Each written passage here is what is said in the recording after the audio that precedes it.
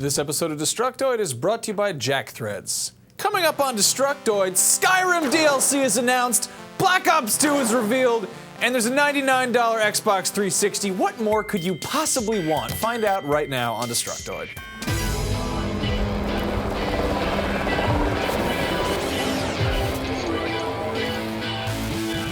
Welcome to Destructoid. I'm Tara Long. And I'm Max Scoville. Happy Wednesday? It's the biggest day of ever. Really? Because it's Skyrim DLC and Black Ops 2. It is. Not really, but I dressed up in case a lot of people watch this video, which I really hope they do. Every time you click on our video, that's good. That's Angels a good thing. Yeah, I don't know what actually happens. Herpes but, or something. I don't always know. Trying to make people watch something our like videos. that. Anyway, it is a very big day. It is. It's a big day. For starters, if you caught last Friday's show, you might recall the rampant speculation into which I delved in the possibility that Skyrim's forthcoming DLC might take players to the island of Solstheim, which is a conclusion I based on a couple of file names found in a PC patch. Yesterday, Bethesda went public with Skyrim DLC info, and we now know that it's going to be called Dawnguard, and that's it. Yep. The image of scary Dovahkiin was posted on the Bethesda blog along with the promise that the DLC would be hitting Xbox 360 first and later coming to PS3 and PC. A lot of people got upset by this, which is really stupid because they actually announced that all the way back in August, if you were paying attention. Other than the name and the fact that Xbots are getting first dibs, we really don't know a whole lot. Snow elves and crossbows are still totally a possibility, but I don't know, what do you guys think Dawnguard is going to be? It's vague. It's really vague. From what I can tell, you know, the words Dawn and Guard, they haven't really been put together in any Elder Scrolls context before, but, you know, those two have been thrown around a lot separately. And you got, like, Dawn Star, and you've got Guards, and the Mythic Dawn Guards, or I don't know. There's a lot of... They're just... It's lore words. What are you going to do? I don't know. There's also, what if the DLC is just a standalone quest where you have to play as a low-level guard in Dawnstar, and they don't even let you leave Dawnstar. You're just a guard. You're just the Dawnguard of Dawnstar. That sounds really depressing. That would suck. Anyway, we're probably gonna have to wait until E3 for the full story. But what we don't have to wait for is Kinect Skyrim support for Kinect and Skyrim. That patch went live yesterday for Xbox 360 owners who have Kinects, and I interviewed Pete Hines about it a while back, and I got to shout at his TV a bit. The thing recognizes like over 200 commands, and in addition to letting you shout at in Dragon Tongue at your TV, which is cool, it's also useful because you can do stuff like sort your inventory by weight or value, which is a really handy addition. You can also activate spells and stuff just by being like, you know, twin fireball or whatever, lightning bolt. I don't know, you know, axe and shield. You know, you can say those things and then it happens in the game. That's nuts. I never considered that. You probably could say lightning bolt. Lightning bolt! Lightning bolt! It may not have the desired Anyway, effect. I'm dying to check that out. Yeah, I'm actually probably going to download that on my Xbox tonight. Yeah. Very good. It's very good. word on the street is it works, so, Yep, you know. it does. Speaking of Kinect, here's some exciting news that will be relevant to probably very few of you.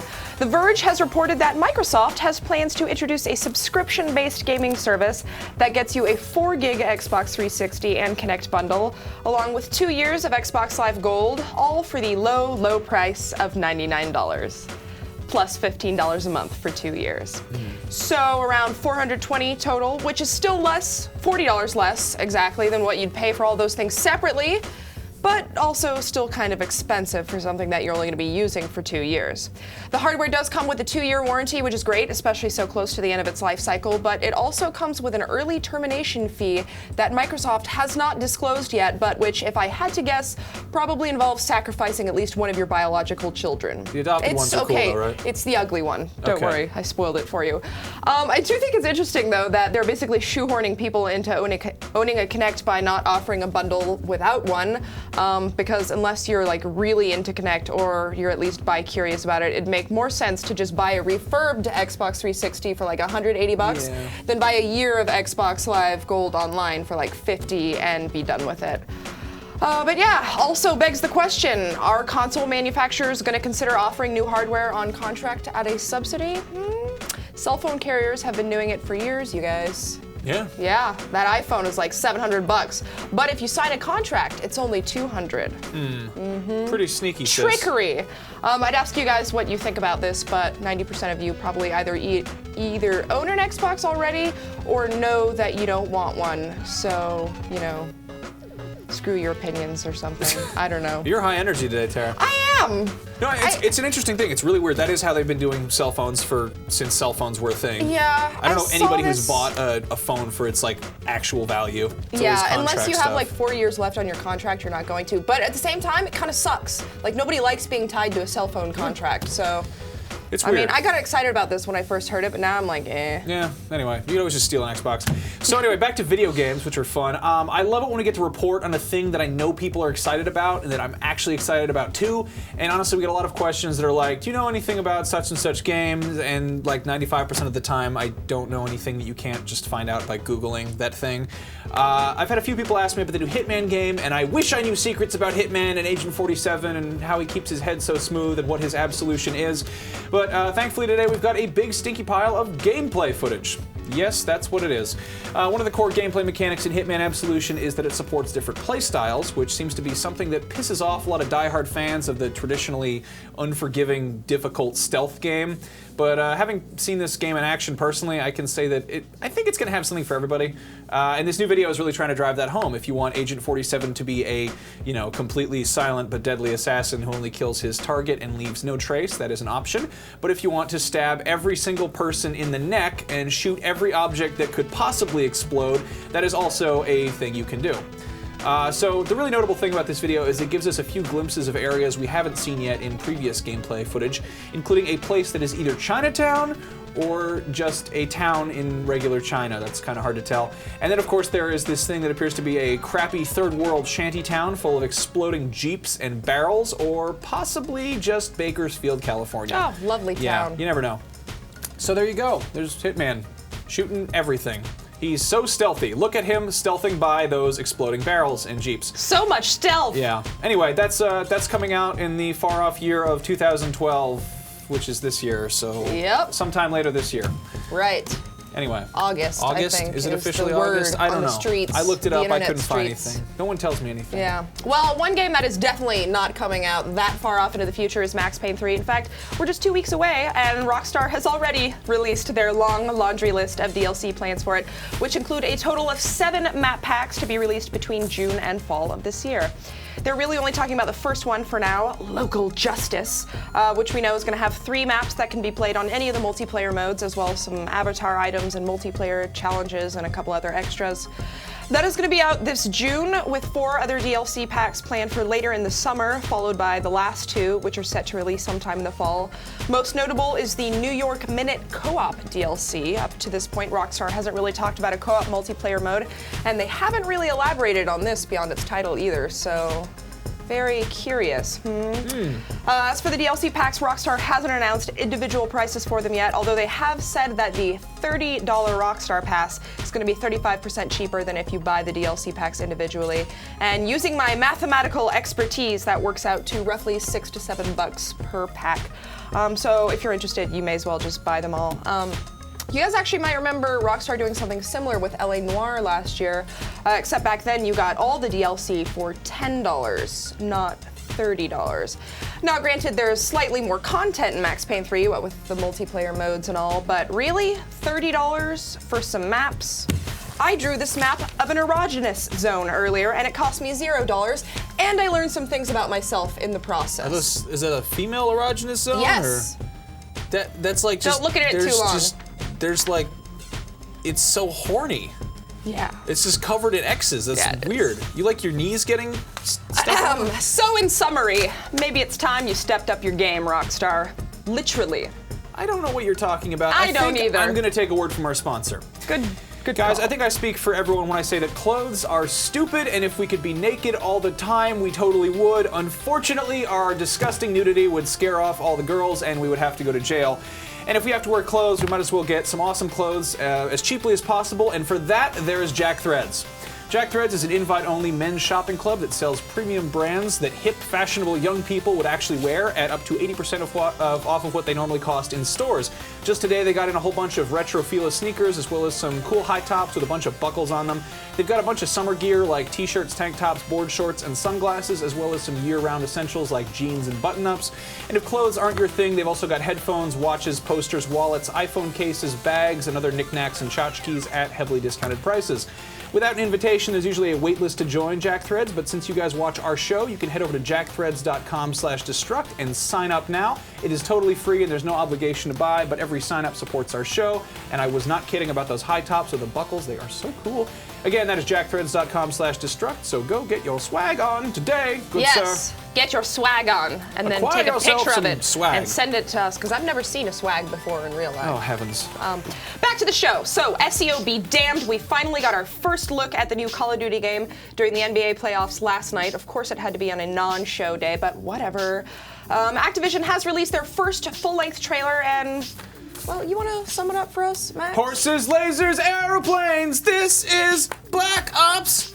That's, wow, they should have hired you to do their jingle. It's DuckTales. Yeah. I stole that joke from my friend. Anyway, this is a direct sequel to Black Ops. It is set in more than one time period, including, at the very least, the real-world Cold War of the late 1980s and a hopefully fictional Cold War set in the year 2025. We know that Frank Woods is making a return. Surprisingly, he'll be alive in both past and future time periods. And Alex Mason will also be in the game as well. In the future, players will be playing as his son, David Mason. The story focuses on the conflicts surrounding rare earth elements, a group of 17 metals that are used in the construction of most high-tech stuff. This is actually a very relevant issue because in real life, China, I think, has control and mines like 95% of the stuff. And, you know, they've recently announced some crazy export restrictions on it, and there's some static with the World Trade Organization and Japan and the European Union.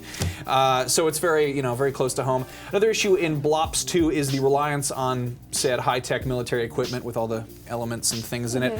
The shit gets real when the game's villain, Raul Menendez, hacks into the US military's interwebs and hijacks a bunch of robots and drones and then sends these after the American president in the war-torn future Los Angeles. So Call of Duty gets a lot of flack for being formulaic in terms of gameplay, but it sounds like with Black Ops 2, Treyarch's really trying to do something new.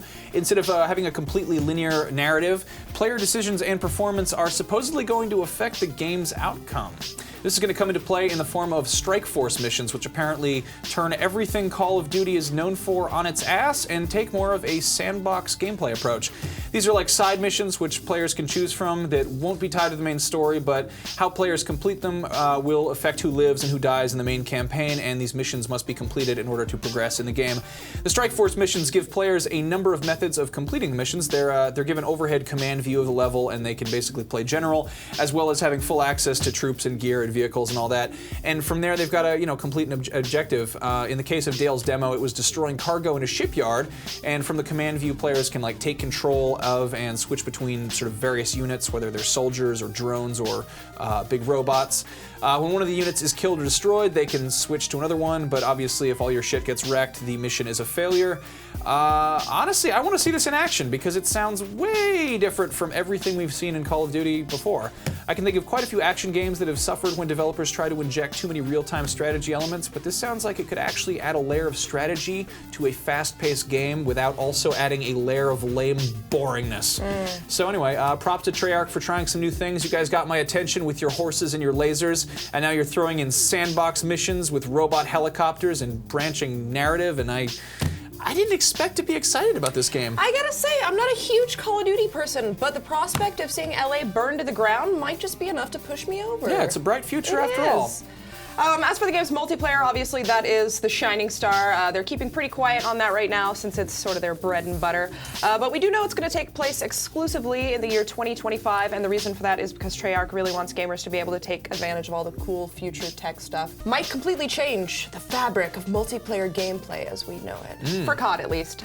Also, here's something we clearly did not see enough of in 2010, but zombies. They are going to be back for the sequel, and that is literally the only information that I have about that right now, so stop asking.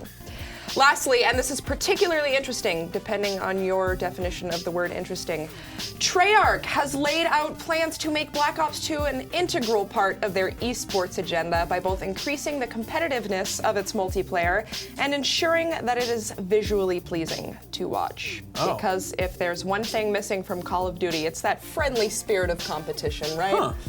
So they're making it a visually interesting thing. they're making it a more of a spectator sport than it already is. Well, yeah, Dale was actually very positive in his preview about the appearance of the game. He says it looks really good. Yeah, he did. You guys can actually go read his full preview over on Destructoid.com. We've also got the full trailer up on this very YouTube channel if for some reason you haven't seen it. And if that is still not enough for you, then you should go check out the video that our producer Zach did with Jackie Talbot. She is our resident COD expert. They analyzed the trailer using maths and black magics. And then they formulated some ideas about the series, or about this specific game based on it. You can go watch that on our Rev3 Games channel. That's youtube.com/Rev3Games. And while you're there, go check out Anthony Carboni's new segment, Random Encounter. It's where he talks about all sorts of gaming-related things that aren't necessarily games. So, for instance, this week he talked about comics, and he talked about sweaters, and then he looked at a bunch of teeny tiny arcade machines. Oh, they're so cute! Aw, look at that.